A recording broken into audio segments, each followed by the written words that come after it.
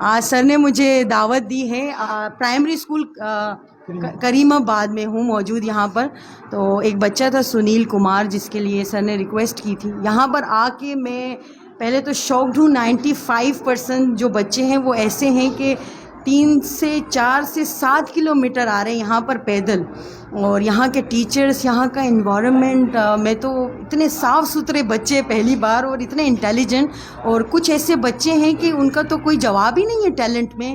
Art سے لے کر وہ کتابیں پڑھنے سے ایوری تھنگ وہ اتنے ایکسپرٹ ہیں.